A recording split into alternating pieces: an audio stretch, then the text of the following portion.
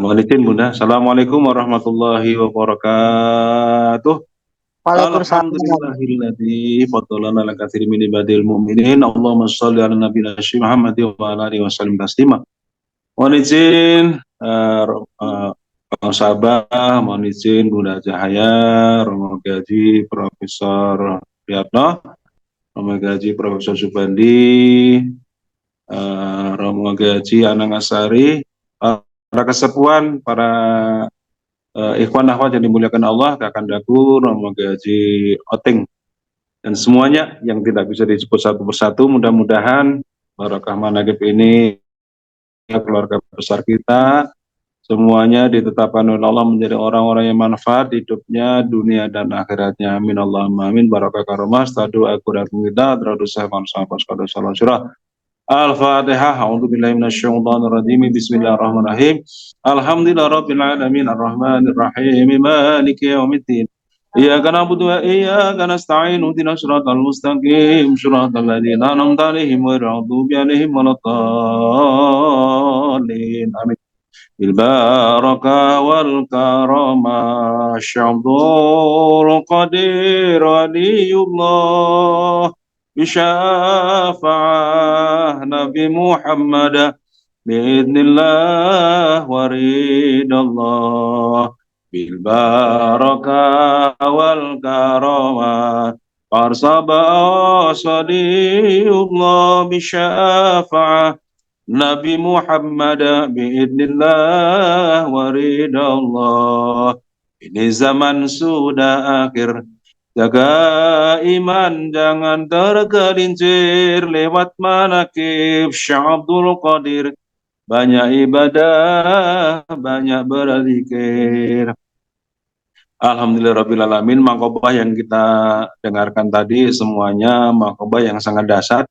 Lama 25 tahun ya, 25 tahun. Nah, Guru Agung kita Tuan Syekh Abdul Qadir Jailani Qadasullah tidak berjumpa dengan orang. Dan ketika sudah mencapai 25 tahun itu, kemudian disarankan oleh Nabiullah Khidir alaihissalam, jadi Nabiullah Khidir kan gurunya para wali ya, disarankan agar segera turun turun gunung begitu ya. Dan beliau masih menyampaikan seperti ini, apakah kemunculan saya akan membawa manfaat, apakah justru sebaliknya akan madharat. Masih begitu, sangat hati-hatinya beliau. Kemudian disampaikan bahwa insya Allah akan bermanfaat. Betul juga setelah beliau pulang sampai rumah beliau sudah ditunggu ulama sejumlah kurang lebih 100 ya, membawa masalah masing-masing. Nah, ternyata subhanallah beliau belum satu patah kata pun belum terucap dari lisan mulia beliau, mereka semuanya sudah merasa mendapatkan jawaban. Ini adalah pancaran dari hati beliau yang senantiasa mendapat hidayah Allah. Oleh karena itu, al-mu'minu mir'atul mu'min, hati-hatinya orang yang beriman itu adalah cerminnya Allah. Jadi subhanallah. Kalau sekarang mesti debat dulu, itu tanpa debat beliau sudah memberikan, membantu masalah-masalah yang dihadapi oleh umat. Saudaraku yang dimuliakan oleh Allah, oleh karena itu kita juga diajarkan oleh Guru Agung kita untuk riadah. Guru Agung kita beberapa tahun juga riadah, tidak bertemu siapapun, bahkan tidak bertemu dengan bangsa umum juga.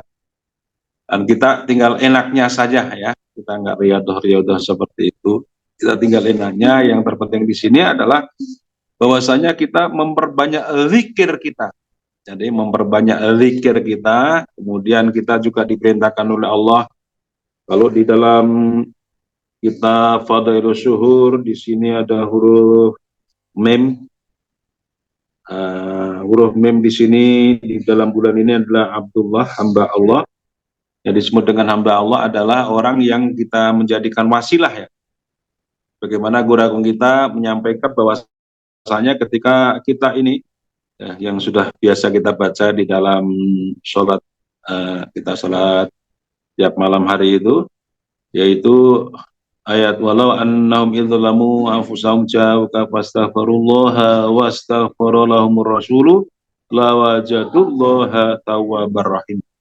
Kalau kita berlumuran dosa ya, kita berlumuran dosa, maka kita akan datang kepada Mu itu Rasulullah SAW. Kita diantar oleh guru agung kita ya, ila hadratin nabiyil Mustafa Sayyidina Muhammadin, itu artinya kita diantar kepada baginda Nabi Agung sallallahu alaihi wasallam. Kemudian kita mohon ampun kepada Allah, dan Kanjeng Nabi Agung sallallahu alaihi wasallam pun memohonkan ampun kita kepada Allah Subhanahu wa taala. Pasti Allah akan mengampuni kita semuanya. Maka kita diperintahkan oleh Allah, ya ayyuhalladzina amanu taqullaha wabtaghu ilaihil wasilah wajahidu fi sabilihi la'allahum tuflihun. Jadi kita diperintah oleh Allah agar kita mencari wasilah. Wasilah yang utama di sini adalah Kanjeng Nabi Agung Muhammad Sallallahu Alaihi Wasallam.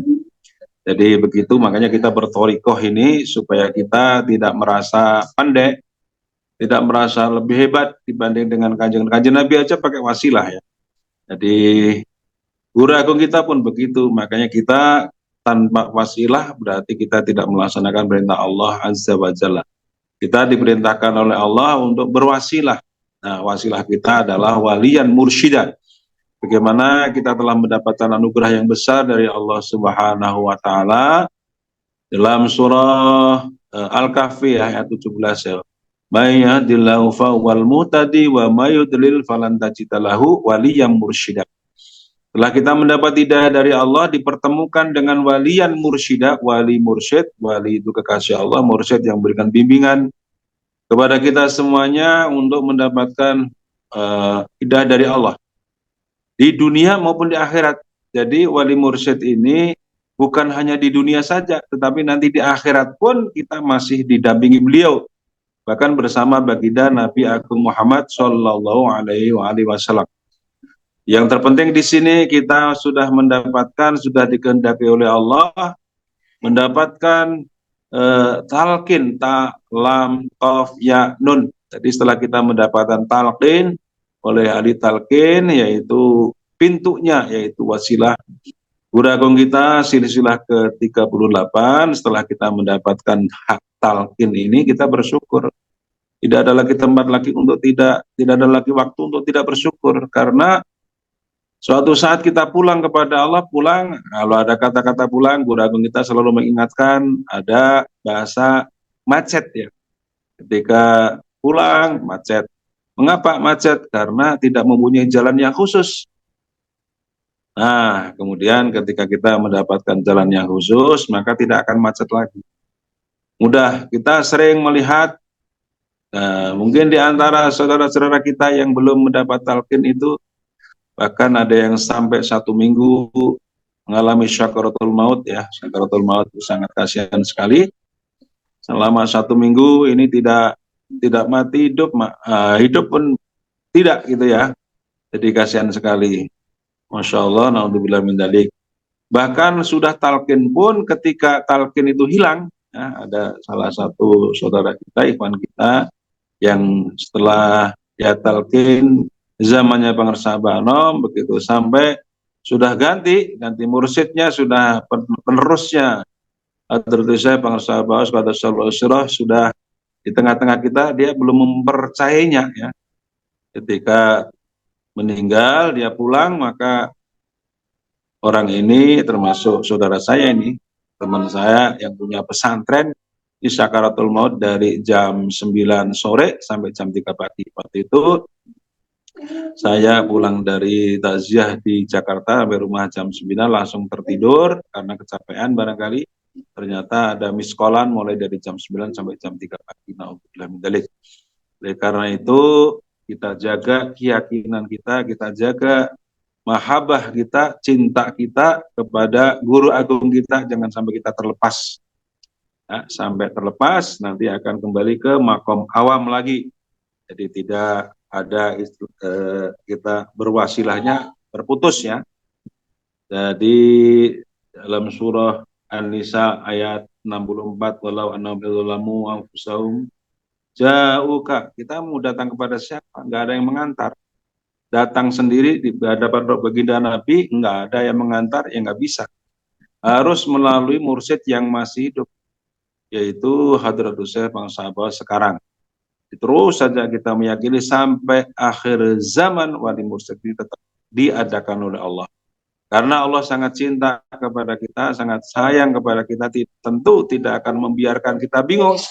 Zaman Kanjeng Nabi, para sahabat menghadapi masalah apapun, beliau-beliau ini sohbah ke baginda Kanjeng Nabi SAW, sehingga mendapatkan pencerahan, mendapatkan solusi jalan keluar dari masalah-masalah yang dihadapi. Nah, sekarang ini pada akhir zaman itu hakikatnya adalah zaman Nabi Agung SAW adalah akhir zaman, jadi sudah 15 abad yang lalu akhir zaman ini ya. Semakin jauh dari Kanjeng Nabi, pasti kita membutuhkan orang-orang yang merupakan penerus khusus dari baginda Rasulullah SAW yang ada di dalam Al-Quran tersebut, ayat 17 surat Al-Kahfi, yaitu walian mursyida ini. Sampai akhir zaman tetap ada, karena Qurannya tidak pernah berubah. Nah, ketika ada masalah apapun, kita menghadap kepada beliau, maka sahabat tentu akan mendapatkan solusi jalan keluar dari berbagai masalah. Bahkan satu ketika ada seorang anak yang ketakutan karena dosa, merasa bersalah kepada orang tuanya dan belum sempat meminta maaf, orang tuanya sudah dipanggil oleh Allah. Nah, orang ini kemudian datang kepada pengasabah dan diberikan penjelasan bagaimana cara mendapatkan ampunan dari Allah, yaitu wasilah telah diampuni oleh orang tuanya, diberikan bimbingan oleh pengasabah, dan alhamdulillah akhirnya dia merasa bahwasanya orang tuanya meskipun secara zahir belum ketemu, tapi secara ruhaniyah, karena guru kita adalah ahli ruhani, sudah mendapatkan ampunan dari orang tuanya. Saudaraku yang dimuliakan oleh Allah, mudah-mudahan kita terus saja diistiqomahkan di dalam berzikir, jahar, zikir khafi. Tarekah kita, tarekah zikir, membersihkan hati kita. Dan dua zikir itu, zikir dengan lisan maupun dengan biljinan. Maka kita semuanya mudah-mudahan termasuk orang yang beruntung, ditetapkan oleh Allah yang hidupnya senantiasa bahagia fi dunya wal akhirah. Mohon maaf atas segala kurangan. Akhirul qouli billahi taufiq wal hidayah. Assalamualaikum warahmatullahi wabarakatuh.